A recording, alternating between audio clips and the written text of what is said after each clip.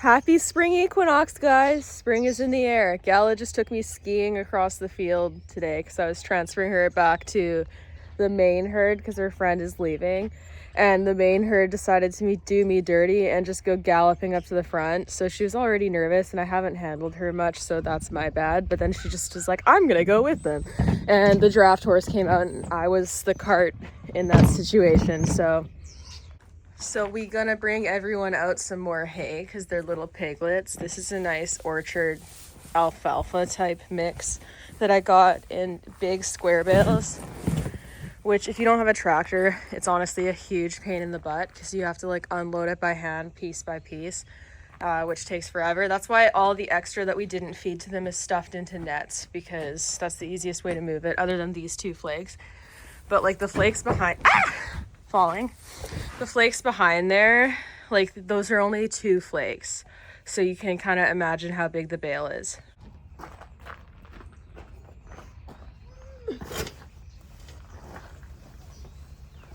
This is not gonna stay on here, so this is gonna be a 2-hander job.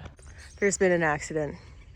Very hard to use the one wheelbarrow and try to hold a bale, like a hay net on top with one hand. But, you know, you live and you learn. I had to lean forward and use my titties to stabilize it, but we did it. We're here. I predict the horses are going to come running down from the front when they see me go in. Because right now they're all up there, despite the fact that their hay is down here. I never actually let them run out of hay. Like, there's some left in there, and then there's a little bit left in their ring feeder. They always take apart these foragers from hay gain, which sucks, especially Banksy. They finished that one. And then they finish the ones in there. So I'm just gonna do a big old restock so that everybody's happy. But yeah, we never let them run out of hay. I called it. Here they come. Here they come.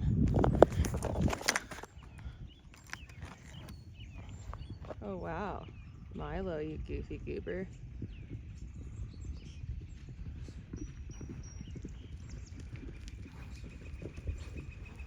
The draft horses are the slowest. Oh, everyone's so happy. Luckily, everyone in this herd already knows Gala. It's a pretty chill introduction. They were just like, oh, hey, we know you. You're our friend from before. So everyone was just super chill about it. I'm so glad I washed his socks yesterday. They've stayed so clean. Like the upper parts have, but... Oh, hello, Junus. When I'm feeding them, when they're all sharp like this, especially these little fuck waffles, it feels like feeding the velociraptors in Jurassic World. Legitimately. Except for these 2 ladies. They're just good girls. Very cute. Oh. Why are we spooked? You can tell who the greediest little bugger in the herd is by how no one hangs out with him when he's eating, when he's first fed something, because like everyone's over here. Don't worry, I'm gonna bring them more hay because I don't like it when they all have to share one thing like that. But after some initial hoarding of resources, they actually share pretty nicely. So yeah, it's been an eventful couple of weeks, so I haven't been vlogging much. I wanted to vlog Mesa getting her teeth done, but it was stressful because she fights the sedation so hard. Like, the act of being sedated itself scares her because she feels herself losing control, and then her adrenaline goes up and she kind of cancels out the sedation. So she needed a lot, and it was a stressful experience for everybody involved, especially her. So we got to practice some more needle etiquette, and then probably when I have the vet out for other horses, I'm just gonna get them to like feed her treats and stuff, because she's fine with like me and my mom handling her. And like I even had to give her 2 of the injections because she wouldn't let the vet get near her, even with the oral Dorm that I'd already given her, and she'd had 2 tubes. Like, she had a lot. So she's okay with that, but we just need to practice more because it's so stressful for her and it's not nice. Switch to the 2-wheeled wheelbarrow because I learned from my mistakes. Anyways, yeah, it was stressful for her. Luckily, her teeth weren't bad. I thought they were gonna be, which is why I was worried. So they got done, and she's a good girl. And Junus B. Jones was honestly like amazing for all of her booster shots and getting her teeth done. She got her teeth done with everyone else because she's such a good girl, so that's great. But yeah, I see now why they use the hydraulic chute to do their trims and stuff when the Mustangs are in holding, because one, sedation's very expensive, and two, if they fight it like Mesa did, then it's extremely expensive. Like, her teeth was a $900 bill because of how much sedation this girl needed. And yeah, it's just not fun when they fight sedation. It's also not like safe for the vets. And I want to keep my vets safe because they're amazing. So anyways, that was exciting. Glad it's done. I'm just going to practice more needle etiquette with her, with me to start, and then I'm going to get other people to start doing stuff with her, because it's not super helpful when I can do what I need to do with her, but when the vet doesn't have an easy time doing that. So I talked about this briefly in one of my other videos, but the water buffet is something I've started doing recently. So this one is chamomile, which they really like. I just refilled that one. This one is milk thistle. This one is chaseberry, which is one of their favorites. This is just regular water that they have dropped a bunch of their alfalfa pellets in from yesterday. So once they drink it down, I need to dump that. And then this one is like salt. So all the stuff at the bottom that's making it look gross is salt. This one's regular. And then this one's turmeric, which is why it's an icky color, because the turmeric is yellow. And Milo was also kind enough to drop a mouthful of hay into there. So the chaseberry and the turmeric are their favorites. And it's just kind of fun because they'll kind of drink what they need. So if there's something that they feel like they are lacking in their bodies, they'll just drink what they need, which is great. So this like really dirt packed area is like the sacrifice area for the winter. So it's the area that we just let them destroy. And then we preserve the areas that get more wet than this, which is like over there. So basically anywhere you see lots of grass has been fenced off from them. And that's why there's still grass. And then when the grass gets high enough and once it's dry, we'll let them out there. Even if the grass is long enough, if it's still really wet, I don't let them out there, because then they punch holes in the ground. And then when it dries, there's holes in the grass, which isn't very safe. So we wait. Hi, Moose. Hi, Moosey. She hated me for like 2 days. Mesa hated me for like 2 days after the vet procedure, and then she decided that we're friends again, which was faster recovery than the last time I had to needle her and do stuff, so that's good. Oh, I know.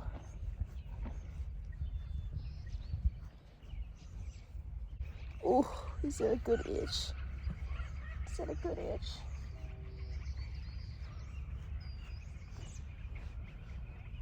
You'll notice that I always tie my hay nets to twine, and this is so that they break if someone by any chance were to get caught up in the string or like somehow get their head under here or something.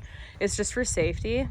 And also all of my horses are barefoot, so I don't have to worry about shoes getting caught, which is why I can just feed the hay nets open without like a barrier between them. But if they had shoes, that'd be something to get more concerned about, because even if you have twine attached, if they get a shoe caught, they could proceed to drag the hay net all over the field with them under their shoe. Now they're just eating the hay dust out of the wheelbarrow together. Gala, you're so big now, but not really. Just bigger than that tiny old thing. Oh, Mesa. So I try to feed, oh wow, squeak. I try to feed a lot of the hay nets low so they're eating from a grazing position. Usually I feed large bales, like round bales or the big squares. So we put them under feeders like that, or in here with the hay net, or just feed from the ground. But I don't want to drive my truck in here to bring more loose hay in to stick under there, because despite the fact that they all have access to food, they find coming out so enriching that usually they try to leave. So it's easier to do when I have someone else to man the gate, to make sure no one escapes. And then when I do hang them, I try to hang them quite low, and most of their hay that they eat ends up coming from the low grazing position. Also, most of my hay nets are the 1-inch holes, because my horses are very adept at eating out of hay nets. So anything much bigger than that, they just demolish it. I have a couple 1.5-inch holes, but only a few of those because they just demolish all the hay really fast. You probably don't want to start on 1-inch holes if your horse hasn't eaten out of a hay net, because it ends up being quite frustrating for them. So these guys started on larger hold nets and then kind of gradually got worked down. Also, the vast majority of the hay nets that I own are nag bags because they last the longest, and my horses are really rough on hay nets. So nag bags are the way to go. And they're a Canadian company, so that's also great. So that's enough hay for now. Everyone's quite happy. Juniper's literally like invisible behind all the big kids, but she's there somewhere behind Milo, and Banksy's right there. So I have another hay delivery of smaller bales coming because they're easier to move when you're on your own, and then I just go and I pick up the large bales in my truck so that I can just drive the truck directly into the field and unload the hay by hand that way.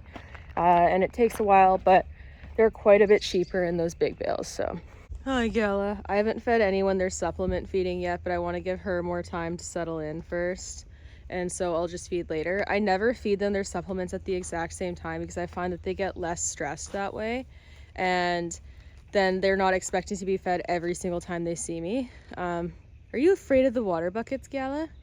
She's like, maybe. There's so many of them. I wonder what your favorite flavor is gonna be. So I'm gonna come back in a bit to work with them and then give them their supplement feeding. And in the meantime, I'm gonna take the dogs for a walk. And then a little later, I'm gonna do a big spring cleaning of all these buckets because Banksy and some of the other horses like standing in them after they finish eating and they get dirty, so I have to clean them pretty regularly. And there's some that I've just had sitting out in the rain that I haven't been using, so I'm gonna clean all of them so they're all usable. I ended up making a soup and a salad, but now we're out on a walk again, so here we go. And then we'll go do the horses. Someone's just having a little snooze in the sun. I think it's Banksy. And he has two chestnut guardians, Juniper and Milo. It is Banksy. We're gonna come up and say hello after. I can't walk over there with the dogs, so I don't want them to follow me into the field. When you're a backyard rider who rides in the back of a forest, you make your own little obstacles using logs. And I just need to bring my Sawzall out now to cut some of these things because I couldn't break them off. But we have trop bowls, yay. There's like 2 snakes just like cruising around. He saw them and he was snorty boy.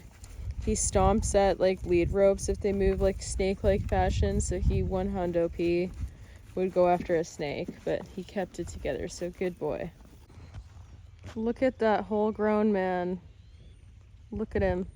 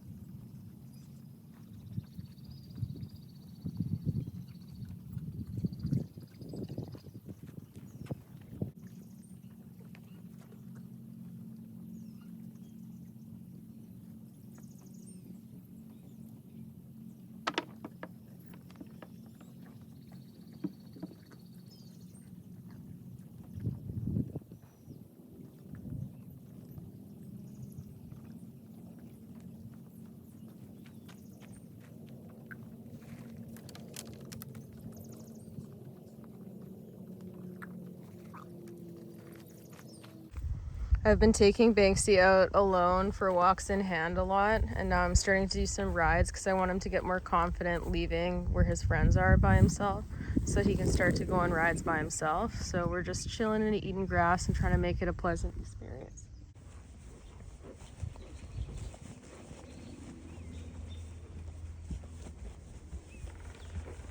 And hope everyone's happily eating. Well, they finished because they don't get very much, and me and Bean are almost ready to go for a little ride. My toxic trait is that I always forget to turn the hose off, so awesome. These guys are gonna do me dirty by fucking running back and getting Milo all upsetty. Feel it in my bones. Which is why I'm doing the very smart thing of filming with one hand and riding a horse in a neck rope with the other, because safety first, am I right? We're gonna walk though, because if I go any faster than a walk, they'll definitely run, and then shit's gonna get exciting. But right now they're being really calm and civilized, so shout out to them. And Milo's being calm and civilized too, for now. They're also not running yet, especially if Banksy and Pogo run. That's where we're gonna be like effed. Look at all this shedding hair.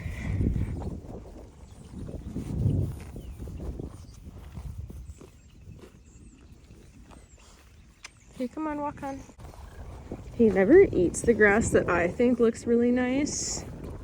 So this is probably why I'm not a horse. Oh fuck, here we go. Here we fucking go. Keep it together, my man. Ho, ho. I know, they're being fricks. Good boy. Yes, good boy. Good boy. I know, it's okay. It's okay. It's okay, we're side passing. Oh, it's okay. It's okay. Oh, everybody's fucking running. Jeez. It's okay. Oh, oh. Oh. Having a nice little roll. Everybody be coming up again.